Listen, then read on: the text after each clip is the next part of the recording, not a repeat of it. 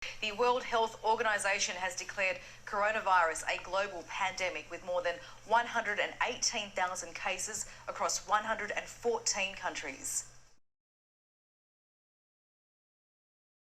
Ok, siamo alla frontiera con l'Honduras. 20 people stuck here. They don't let European through the border. But it looks like we're gonna make it. Fingers crossed. 12th of January, I fly from Lisbon to San Jose in Costa Rica. Spend the night there and the next morning I go to Puerto Viejo de Salamanca. In the jungle, the mighty jungle, the lions sleep tonight. Raccoon. After 10 days, I decided to move in Santa Teresa on the Pacific coast of Costa Rica. Guess what? Today. It's a beautiful day. Yes. At this point, I remember hearing someone saying something about a virus. Okay, whatever. Let's go back into the water. This has been my life for the past 7 days. Walking on the beach, watching the sunset, surfing. After those 2 weeks in Santa Teresa, I decided to move north and I went to Nicaragua. I spent 1 week in Las Peñitas. That is also where I'm staying. Yeah. Right in front of the spot. After Las Peñitas, where did I go? I'm somewhere close to La Libertad in El Salvador, and guess what? Today, it's a beautiful day. With me and my doggos. They don't like me, they don't want to be in the vlog. Time-wise, we are between mid-February and the end of February. Covid is still not a thing in Europe, but it's getting there. So I started receiving some messages of people saying, oh, what's the situation there? But we were all pretty relaxed. Everybody was chilled because there was no coronavirus in Central America. At least that we knew about it at this point. Hello! And then it keeps getting more and more beautiful. Oh. End of February. Things are getting a little bit more tense around where I was. San Salvador is on a lockdown. El Salvador, you can't leave, you can't get in. That's just a rumor. I don't know, I have to still check the news. I'm sure everything's gonna be alright. Bye.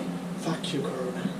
The turning point was when Honduras announced that they were going to close the borders with El Salvador. To go from El Salvador to Nicaragua or Costa Rica, you had to cross Honduras. My flight to get back to Europe was going to be in a month and a half, but anyway, it was going to be from Costa Rica. So I had to get my ass back to Costa Rica, and I couldn't if they were closing the borders with Honduras, or at least I could not cross the border on land. I had to fly, but that would have been a bit of an issue with the surfboard and everything. And I was lucky enough to get on the last shuttle that was leaving that city ever. Reason why a shuttle that was probably designed for 15 people was packed. I get on the shuttle, I put my headphones on, I'm happy. I'm saying, okay, Carlo, don't worry, you are leaving El Salvador, it's gonna be all fine. We get to Honduras at the end of the day. Now, we were sure that they were going to close the border the following day, like at midnight, all right? And we got there at the evening, so we knew we were going to cross. But we arrived there, we arrived at the checkpoint, and then the officer says, they don't let European through the border, fingers crossed. No European can cross it.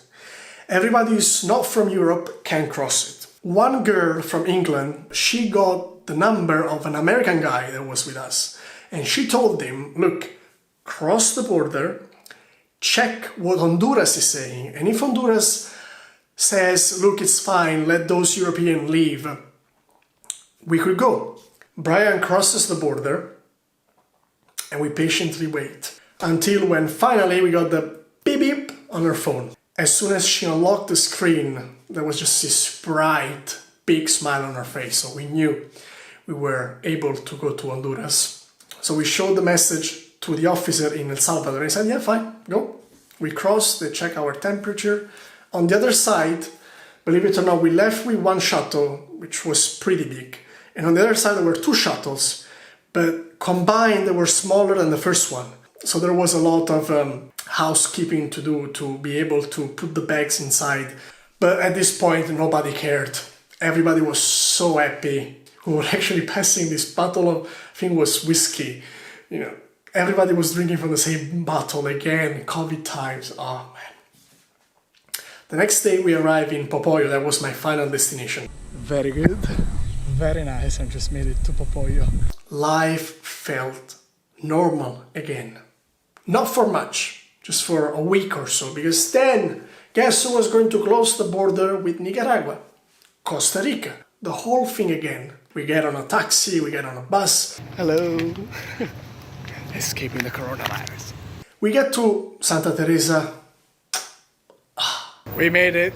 We arrived in Santa Teresa, back in Casa del Mar, 19th of March 2020.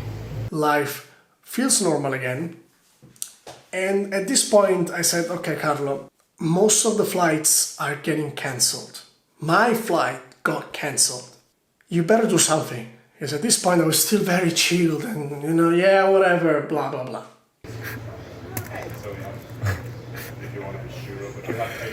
So I called Air Canada customer service and I'm able to get a new flight for, it was the 25th of March. So I got my ticket and I still had 4 days left to enjoy, to surf. The beaches at that time were pretty much empty.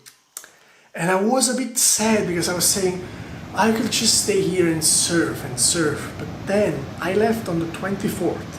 On the 25th, they completely shut the beaches in Costa Rica. You could not access any beach anywhere. Surf wasn't allowed. And everybody else who did not leave El Salvador got stuck in El Salvador. I had friends who stayed there for months and then I had to go back with chartered flights organized by their embassies. And also people in Nicaragua. So in hindsight, I was so lucky. I was able to leave El Salvador on time, Nicaragua on time, and flew away from Costa Rica with the same flight I was supposed to have just 2 weeks earlier. So I flew from Costa Rica to Lisbon. 10:30 del mattino, aeroporto completamente vuoto, ce l'abbiamo fatta. Ci sono, I'm back in Lisbon. And I spent the last month of my sabbatical here with my mom and my sister. Surf was not allowed, but that was not a problem. I came from 3 months of surfing every day, and I really enjoyed my time here.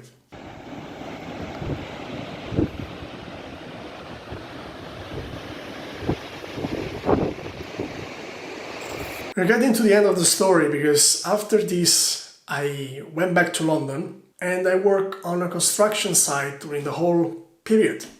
I mean, when the sun is out, can I really complain about my job? And then I came back here for Christmas and I've been here since then because the company I work for allows me to work remotely, and that's no words really to express how good that is, because I can be here with my mom, with my sister, with the sun, with the surf.